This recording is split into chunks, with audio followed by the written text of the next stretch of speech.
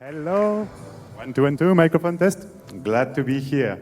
So yeah, DeFiScan is actually an association and I'm not CEO, but it's close enough, I'm founder. And thanks for the warm intro.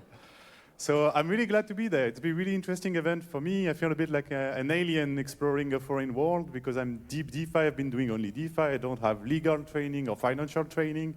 So I get to get an insight into how you guys think about DeFi, and it's really interesting to me. And today I'm going to try to give you kind of the give back of it, try to give you a perspective of how we think about those things in the DeFi world. Yeah, I hope it won't be too technical for you because I can be very deep even for the DeFi crowd, but I will keep it very as comprehensible as possible, but you can even raise hands if there is something too complex or you're lost in an explanation or something. I'm not precious about this. I just want you to follow me on my little adventure. Yeah, so I guess the introductions are done. Let me see if this works. Yep. No? It's, I guess, the other button, yes. So yeah, maybe just a bit of context on exactly what we do. So our goal at DeFiScan is to assess the protocol decentralization level. So we really operate only on-chain, only in DeFi. We're not auditors. We don't look at real-world assets or bank account. All of this is outside our scope. Our scope begins when you have something on-chain. Some contract we can audit, some code we can look at, essentially. This slide is just to give you a bit of context as to why this is needed. You probably know some of those events. Some of them were mentioned. But there have been tons of situations in DeFi where dramatic crashes happen, loss of money for depositors, and so on. And what especially angered me in those situations is what is also very frequent to see is a misrepresentation of the risk. So I guess the most defining moment for this was Terra Luna a few years ago, where people were placing stablecoin in an account guaranteed at 20% yield, and they actually thought it was safe. The website was telling them it was guaranteed, insured, and things like that. Some people actually put their life savings into this because they thought it was safe. And of course, it exploded and went to zero. I think this is the most detrimental situation possible for DeFi. I think if we have more of these, eventually our space is going to die out. So that's when I started the project of DeFi Collective and DeFiScan with my colleagues. So a bit more specific into what this means concretely, because DeFi protocols are complex beasts. So first there is this notion of an operator. Who really operates a protocol? But even here it's a bit blurry, you know, because you could have protocol like Avi. Avi is the biggest lending protocol, money market. Avi is essentially operated by the Avi DAO. That means Avi is a protocol that can change, and the decisions on how those changes are made by this DAO of Avi. You have protocols that are operatorless, essentially. For instance, I guess the simplest would be something like a Uniswap, the exchange. It has a governance, but the governance cannot change how the protocol functions. So in that sense, you could say Uniswap is operatorless. There is no decision to be made to ensure the proper functioning of Uniswap operations. So you see like certain nuances like this. This is question of permissions. So who can make change to those contracts in the which conditions and so on. There is another big topic we're going to go through, which is this idea of dependency. Protocols are using various kinds of components.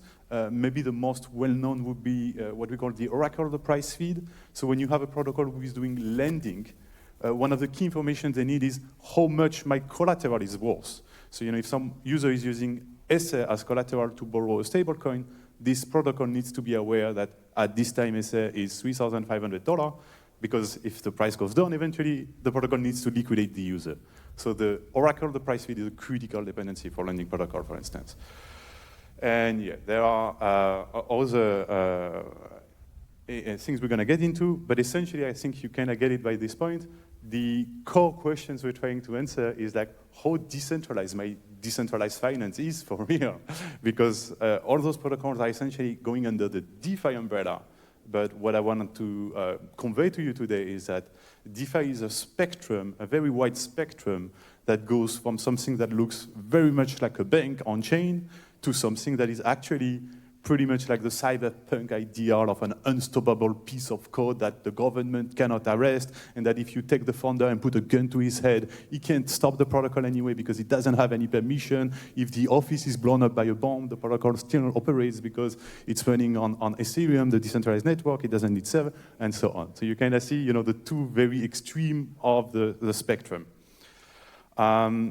So concretely, what we do at DeFiScan, because this was a question, it's a bit of an age-old question, like how decentralized a given protocol is, and even within DeFi geeks like myself, we don't necessarily align on who is more decentralized and who, and so on. So one of the key things we had to do for DeFiScan to be able to exist is to establish a framework to review the decentralization level of protocols, and one of the hard part there was to abstract it enough so that we could review any type of protocol.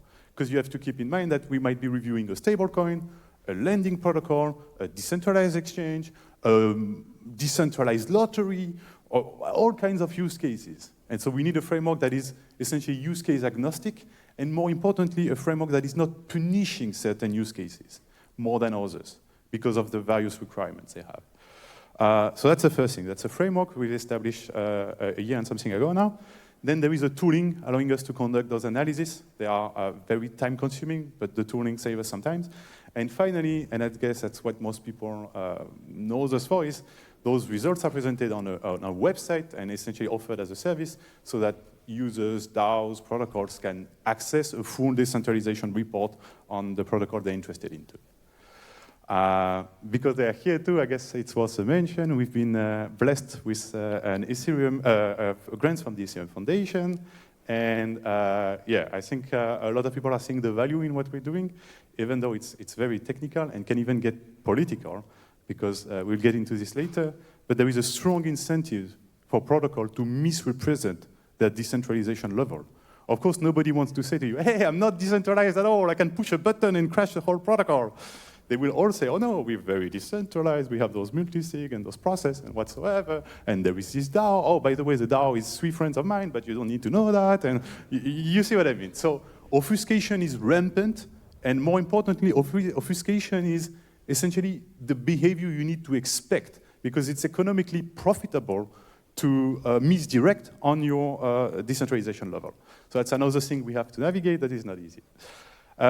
Anyway, so I guess this part is where we get a bit more technical, but just to give you an overview of how we work to review that. So I guess the key concept is a bit like math, We have this notion of what we call the chain of composability. And it's essentially looking at all the different service and weak points of your protocol, and kind of the logic being that the weakest link in that chain will define overall your decentralization resilience level. So to maybe illustrate this a bit, you could have a stablecoin made thanks to smart contract on the Ethereum network. It uses an oracle to get the price of Ether and output the stablecoin.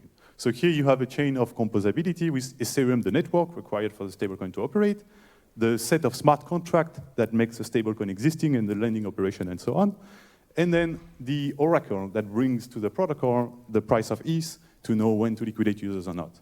And typically in that chain, the weakest link would be, if assuming the protocol is done properly and assuming the Ethereum networks will not fail, then your weakest link will be the oracle. Because if the oracle fails, the whole chain breaks, essentially. And it doesn't matter that you did super nice work on the code of the protocol and that Ethereum is super decentralized, the protocol still broke. So that's kind of this logic that we go through. And those are the various dimensions we look at. So the chain is literally where the protocol lives. It could be Ethereum, but it could be a layer 2, it could be a less decentralized chain, like a Solana or an Avalanche, and all of this has consequences. The upgradability is like essentially how much the protocol can change in its logic, how fast. And of course, that will impact you. And also, it's another dimension we get after. This dimension of exit window, which is essentially your capacity to resist or oppose the changes. So, if a protocol is changing its logic, but it has a 7 days delay to implement the change, then you have this 7 days exit window. If you don't like the change, you can get out. So that's also something we will value. And this dimension of autonomy I already kind of touched on. It's this question of all the dependencies of the protocol and how it affects the decentralization status. And finally, another important aspect is what we put under the accessibility dimension. And it's a question of, can the user reliably access, interact with the protocol, even if there was to be a failure of the website or shortages on the internet, like we've seen with AWS a few days ago, and so on. So essentially, are you taking the necessary steps to ensure that in case of some failure somewhere, your users can still, I don't know, add collateral to their position so they don't get liquidated because they literally could not access the website? So this is how it would look like applied to a protocol. We end up with this pie chart, the 5 dimensions, and then each dimension is scored in a low, medium, or high risk. And overall, oh, sorry, the slide broke a bit. Overall, it leads to a ranking in 3+1 stages. We will go into the stage 0 requirements, but essentially it's just the base requirements for us to conduct our analysis. So if you do not meet those stage 0, we consider you not DeFi, you're outside our scope, we can't audit you, essentially. Stage 0 then would be the protocol that is living on chain, transparent, and so on, but still has a lot of controlled training wheels, as we call them, that make it not very decentralized. As you reach the stage 1, you're already in a situation where the ways to constrain, limit, change the protocol are gated in some way, are protected, and so the changes are less consequential, or they have exit windows, or things like that. And finally, a stage 2 protocol, we're going to see a few examples, are essentially protocols that are very close to this cyberpunk ideal of the spectrum. You know, you can't stop it as long as the Ethereum network synchronizes. So just to give you a bit of insight on this stage 0, probably don't have to do them all, but for the stage 0, because it's literally what enables our analysis. So we need this to be a blockchain-based protocol, not a bank, not something off-chain. Else we don't have competency here. Again, we're not auditor. Another thing is we need to, the custody needs to be, of the assets needs to be on-chain as well. So again, you know, if, for instance, a stablecoin, regular USDC, we don't audit it. Why? Because to audit USDC, you need to be an auditor able to audit the banks holding the reserve of USDC. That is not our specialty. We can't do that. We're not trained for that. Another important aspect for us is the public documentation of the contract and code. Like analysis takes about 20 to 30 hours to produce already with proper documentation. If we have to retro-engineer your code as well, that will add to it. And also it's simply good practice to document your code. We need to have source available, so that's not open source, but it means everybody can read the code operating your protocol. And verified contract, it's a bit of a technical stuff, but it's essentially a way to make sure that the code you're showing us on GitHub is effectively the code running in the protocol, that there is no differences between the two. So if we have all that, we can conduct our analysis. That doesn't mean we will conclude that you're decentralized. We might conclude that you're a stage 0, but at least you're a stage 0, you're not an NA, like some protocols. So I will skip on those ones because they're a bit more technical, but I just wanted to show you more concretely in practice what kind of insight you can draw from that. So I think it's a bit small for you to see. Let's try it with the next one. You should see better. So for instance, this is an example of a stage 0 protocol. And happy coincidence, it's also a stablecoin. So it's kind of in the good follow-up of the talk before, where I realized, stablecoins are two realities for us. When you guys are talking about stablecoin, you're thinking asset in a bank, regulation, blacklisting, freezing, managing risk, managing compliance. When I think stablecoin, I'm thinking, liquidity, smart contract design, collateralization, peg defense mechanism. So essentially, I'm going on the technical level because when you have a project like this, to be a bit blunt, the compliance level doesn't matter because it's not enforceable. So here we are on a stablecoin that is immutable. So there cannot be any freezing of assets. There cannot be any censorship. And the thematic is much more technical than it is regulatory or legal. So yeah, I can get a bit into the details of how it achieves this, but maybe just a quick pointers. For instance, I was mentioning that the oracle is often a limitation for any protocol doing lending. Well, on this liquidity version 1, they have a structure where they use 2 different price feeds with a logic to switch between the price feed. So essentially what that means is this protocol is tolerant to a failure of one of its oracles. It will still have issues if the two oracles are failing at the same time, but it's able to handle gracefully a failure of one of them. So that's one of the things we like to see to decentralize the protocol is this redundance, this backup method, the option B is option C, option D. Essentially, your protocol should be designed that there is no situation where the protocol is kind of caught, I want to say naked, in a situation where it has nothing to react to the situation. Other quick pointer, just so you get the full picture. So immutable code, no change can be made to the protocol, then no governance because there is nothing to govern. And even for the website, for instance, they do this special thing where they don't even host their own website. Instead, they have like a front-end kit, and anyone can host a liquidity front-end. And so you end up with like 70, 80 different websites hosted in different countries, some on IPFS, some on other technologies, to interact with that protocol. So meaning that, you know, it would be very, very, very hard to make it impossible to interact with that protocol because you need to censor 80-something websites in different jurisdictions and so on. So just some pointers about us. We have about 50%, half of the total value lock in the whole DeFiScan now, with a total of around 30 reviews. The team is made of 5 part-time contributors and 2 full-time protocol reviewers that are doing this all day long. Some of the recent reviews we published, you might have heard of those protocols. So I will quickly go through them. I literally put them in one for each stage. So Ethena is an NA, not stage 0. Avi is a stage 0. Morpho is a stage 1. And Uniswap is a stage 2. Quickly, maybe, so you understand how the framework articulates. Ethena is an NA. Why? Not applicable. Simply because Ethena is using centralized exchanges to do the hedging of their short position. Again, we're not auditor, we're not here to look at what's happening off the chain. So that means for us, the assets that are backing the stablecoins are not on-chain available for us to check and audit. Therefore, we cannot conduct analysis on Ethena. We limit it at this level, and we reach this NA. There are also other problems, as you can see in the pie chart, being very red. Avi is another interesting situation where there is definitely efforts being made to decentralize the protocol, but there are also problems in terms of decentralization. Most notably, the protocol can change very dramatically based on a governance vote, a governance that is not super decentralized, if we're honest, in terms of who owns the voting power. The protocol is also critically dependent to one oracle with no mechanism whatsoever, that oracle being Chainlink. So if Chainlink has an issue one day, Aave is dead instantly, with no recourse, no option.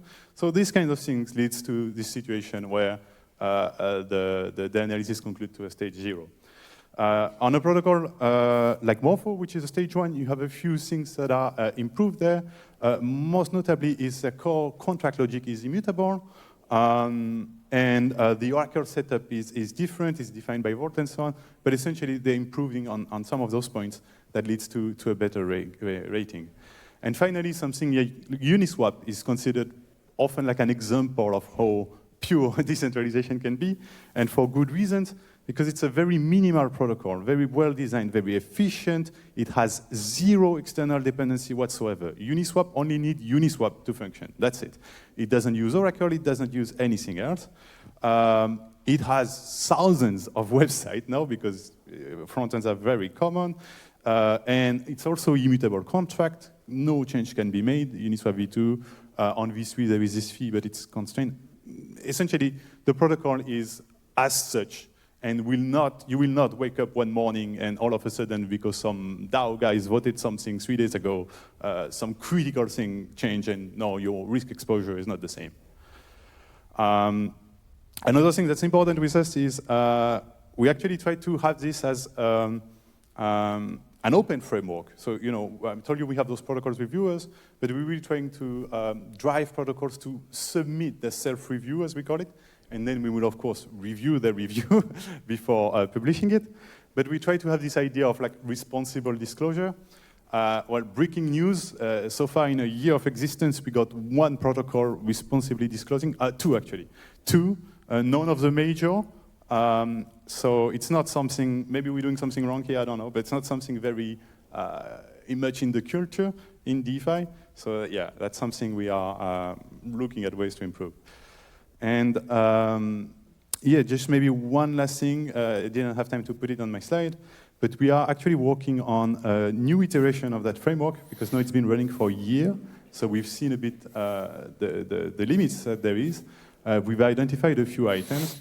One of them is essentially we want to make our report right now a static document. They're made once on one version of the protocol, and if there is a new version and so on, we need to conduct the analysis again. So the new framework will be more a dynamic approach, where we are kind of mapping the protocol structure and then monitoring it in real time and be able to tell you if something changed, something fishy is happening, and so on. And another thing we've been identified as a bit of a shortcoming of the first version is I presented you those stage 0, stage 1, stage 2. Well, if you go on DeFiScan.info, you will see that we do have a problem, which is stage 0 is pretty crowded. Most of the protocol are stage 0, and more importantly, stage 0 can recover different realities. You have protocol that just really barely meets the base requirement to be called DeFi and don't do any more efforts. They would be a stage 0. And then you have protocol like Avi that are obviously doing an effort to decentralize, they're just quite not there yet, and they're also stage 0 in that first version. So we're looking to have much more granularity here to be able to better express those nuances, and essentially that would be with a new global rating on a spectrum of 10 different grades, kind of matching a bit what you might be used to with like the standards and pools and stuff like that, because we will have A, B, C, and then sub-rating for each category. So yeah, I guess I'll leave some time for the questions if there is any. Looking forward to hear from you. Thank you.